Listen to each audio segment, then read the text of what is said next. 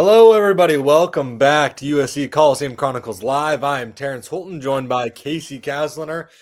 And Kasey, the biggest game of the year so far. It's been on my calendar since the start of the year. But Michigan is this weekend. We'll talk about Michigan this weekend. But first off, let's jump into what are you looking forward to specifically in this game? Yeah, I think USC is going to be a lot more expecting of what they're going to see, right? I think that like when you go into Illinois on the road and you're playing against an Illinois team that just lost by 50 points, you don't really know what you're going to expect, especially with your best defensive player arguably injured.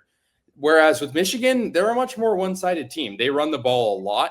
I wouldn't say they're a one-trick pony. Like they've won games for a reason. They're ranked for a reason pretty highly. But at the same time, if you can stop their run game, which is a tall ask of USC, I mean, Justice Haynes is one of the best running backs in the country. I think you could make the case that he's the best, but I think there's an argument to be made. Bryce Underwood is a very good mobile quarterback. He's young, though, and playing on the road for young quarterbacks can be really difficult. So I think you know what you're getting out of Michigan. I will say their defense has been up and down. Their pass defense is not very good. Their run defense has been good. I think we'd expect that out of a team that prides itself in having a really good front seven. But how about you? Yeah, it's a lot of what you mentioned. It's can USC shut down the run? Are they going to be able to I'm not even going to say shut down because let's be honest, that's not going to happen. It is, can they slow down the run? Yeah. That is what needs to happen. That is what I am looking forward to because let's be real. That defensive line performance against Illinois, I'm just going to say it was atrocious. It was not good at all. They couldn't get any push and they weren't really stopping the run, doing anything really special. Yeah, and I think too, like you don't have Killian O'Connor. We don't know about Elijah Page yet. Mm-hmm. That is putting a lot of trust in John Ray Reed, who was flat out terrible against Illinois. And Lincoln Riley today on Trojans Live said, John Ray's had a lot of reps. And I'm thinking, okay, in spring camp, that doesn't matter. I just when you're costing USC the game, I'm just going to tell it how it is. Yeah, no, that penalty cost them the game.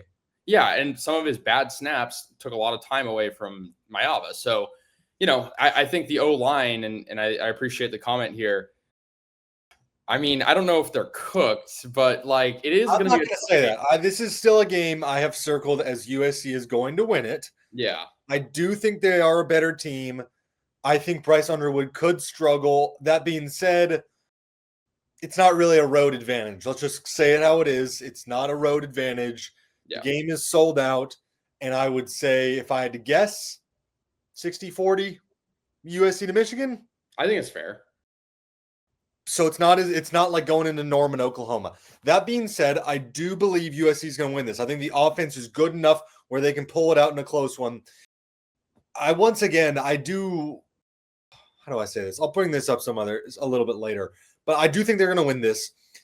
I'm feeling it's going to be a close one. Do you know what the line is? Because I love quizzing you on the line. Do you know what it is? I know it changes. Last I checked, it was 1.5. It's 2.5 for USC right now. Okay. At least that's what I saw this morning. Let me go check. Let me verify that. That's what I saw this morning. I think that's fair. We thought going into that Illinois game that the line was too heavily in favor of USC. 6.5 was a crazy reaction to that Illinois game. Yep, -2.5 to USC right now.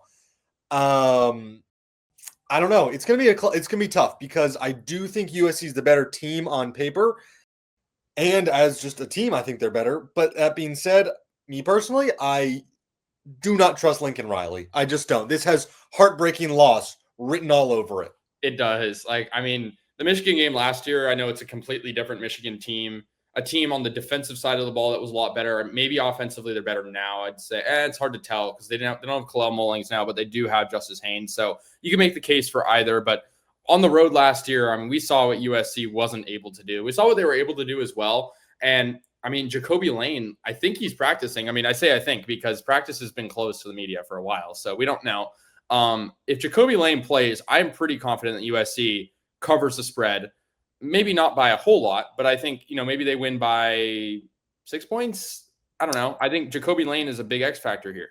Yeah, I've always said about 3 to 4 points. My score prediction earlier this year, I want to say was 31-24. I'm going to stick with 31-27. I think USC, they will be able to put up points. I don't know if they'll be able to stop the ball.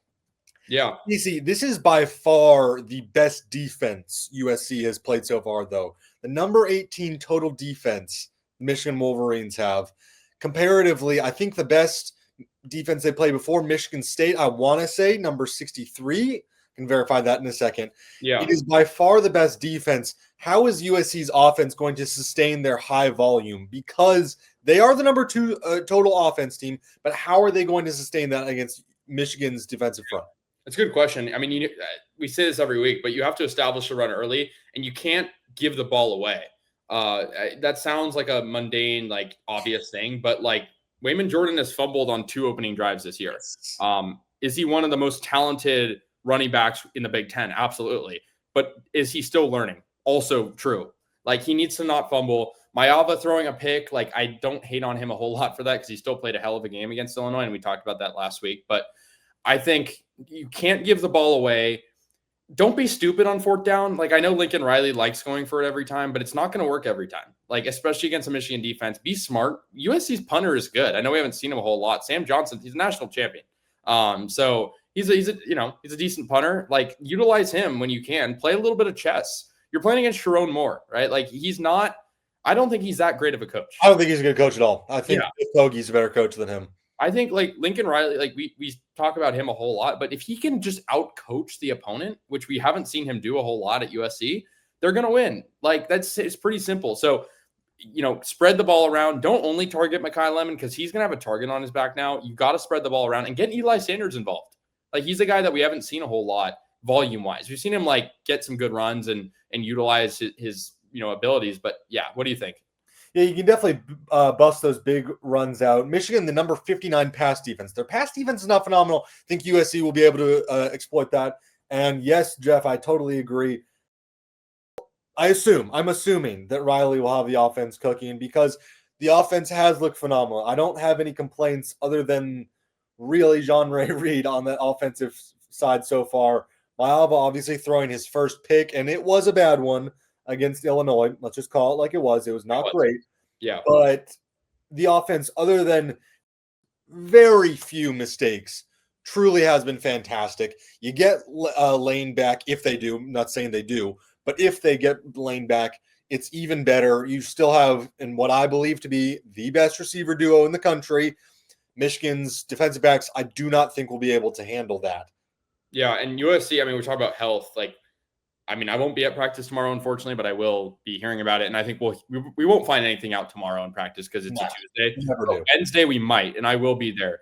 I think, to your point, the defensive side of the ball, is Alex Graham going to come back? Because he, I think, was expected to play this upcoming week. You need depth on the secondary. Like, this team is not winning anything important with the current secondary. Yeah, it does not matter how bad Michigan's pass offense is because it's not that good. Let's just be real about that. It is not. If they can still throw the ball, then they're going to expose that. They very much are going to expose that. Yeah, and Jeff's saying in the comments as well, needing Kamari at free safety. Yes. Please take him out of the nickel. I am just begging. I know that there's not a lot of depth there. He's so much better at nickel than he is anywhere else on the field, or free safety than he is at nickel. One thing that Lincoln Riley said in Trojans Live today is, I thought it was funny because I feel like it's a meme at this point. Maybe he's just giving into that. He said, we were about a snap away from beating Illinois. And I'm like thinking, okay, how many times are we going to hear that?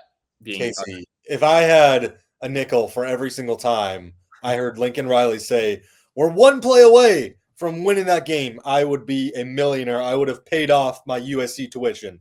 That's how much money I would have made. It's silly because it's, and for the record, if you guys want to hear the full interview, USC just posted it 30 minutes ago. So there's some anecdotes in there, but I just think it's weird that he keeps saying that when it's a myth. Like, you're not ever one play away. Like, Seahawks, Patriots, Super Bowl, that's one play away. Sure. But like, there are things you need to do in the second and third quarter that build up to the fourth quarter that he doesn't understand. Like, that's how you become a good coach. Good coaches don't only coach in the first 3 quarters. Yes. Yeah. Yes, Jeff. We have a friend of ours, and there's lots of discourse about this on USC Twitter even still, because it basically happened with the Rams of, this is why you get the points. I don't care. Illinois was not able to stop the ball. I'm always going to be in favor of run the clock down. Don't give the other offense a chance because USC's defense isn't that good, or at least hasn't been so far. Yeah, and I mean, they had 3 timeouts. And nowadays, and I think Lincoln Riley talked about this maybe in the press conference or maybe in practice this past week. Field goal range is not a real thing anymore because kickers can hit from and I know it's college, but kickers can hit from 50 plus.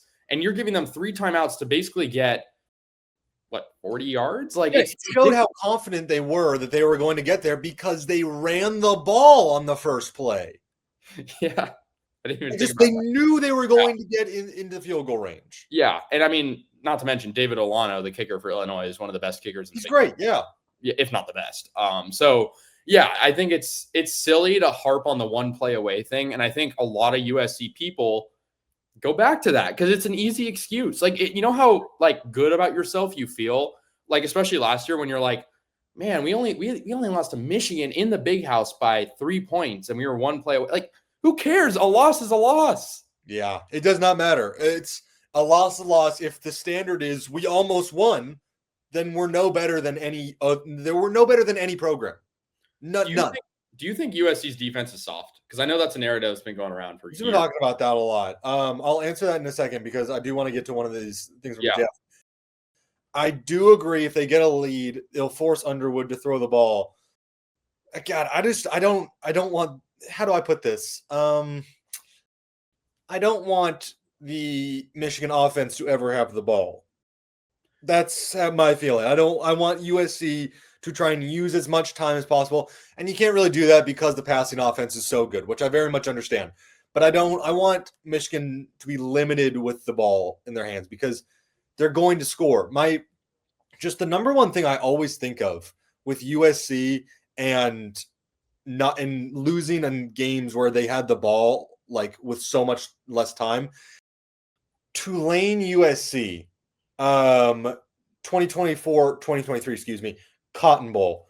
USC had time of possession. I want to say it was around 39 minutes, and Tulane had about 20 because USC would march down methodically on offense and score whenever they needed to. Tulane, it would take them 3 plays. They're in the end zone.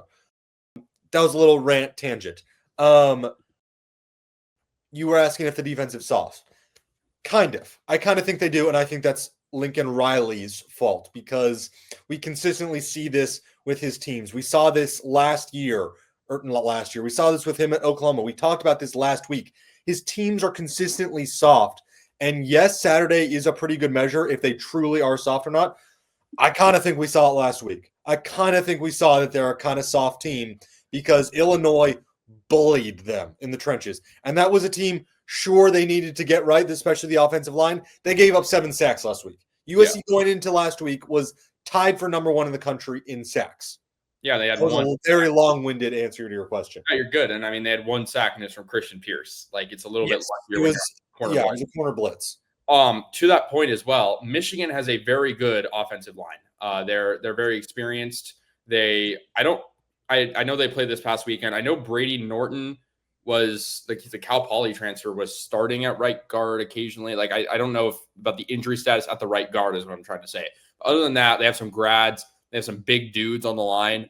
USC's offensive line is banged up. So I think that's going to be a big indicator. You got to create holes for Wayman. You just have to. If you don't establish the run, especially if you don't have Jacoby.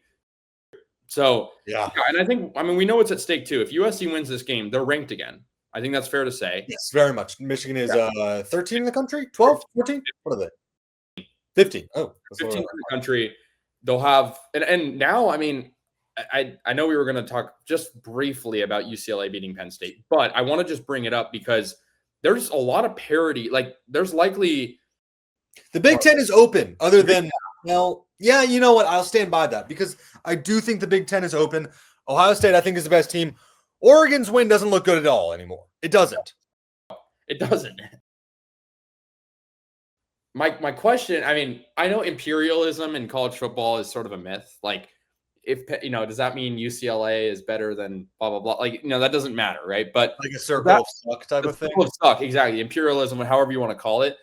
Does that mean given it's a 2-part question. is UCLA now a trap game, and is Oregon now a winnable game? Is my question. I know it's a very conspiracy theory coded question, but no and no, because that's such a ridiculous, funny question. UCLA is not a trap game. Because it needs more than one game to really tell